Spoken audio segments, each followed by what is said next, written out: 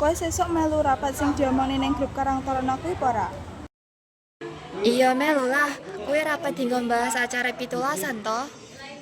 Iya, rapatnya ning Balai Desa to. Sesuk mangkat bareng ya. Oke, siap.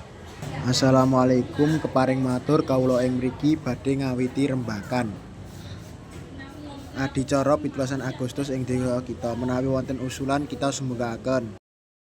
Keparing matur kula wonten usulan, umpami ngawontenaken jalan santai pripun? Pripun sedaya mawon, setuju napa mboten? Nggih, setuju. Yen ditambahi bengine orkesan pripun nggih? Bapak-bapak niku butuh hiburan. Nggih, setuju. Dados niki acaripun jalan santai kalian wonten hiburan orkes. Monggo sedaya mawon sami kompak. Nur kados pundi persiapan kangge adicara enjing? Sampun rampung, kabeh sampun pikantuk tugase dhewe-dhewe.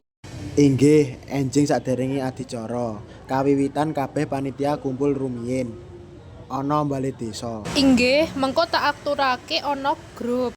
Assalamualaikum sugeng enjing sedaya, amargi wekdalipun sampun siang, sumangga acaranipun kita wiwiti. Mengke saben pos wonten panitia ingkang jagi damel ngempakaken kupon nggih.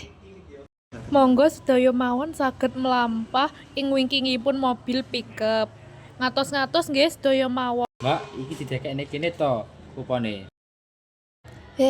Nek ngomong karo sing luwih tuwa kuwi nganggo basa krama alus. Nggih, Mbak, pangapunten. Ya wes, kene-kene lebokno kuponmu. Bapak Ibu sedaya mawon kita wau enjing dumugi siang sampun jalan santai sesarengan. Nah, sakniki adicaranipun orkesan kalih pengundian kupon. Kupon kepisan nomor 05089. Ayo gendang orkesan artise gek ditokne.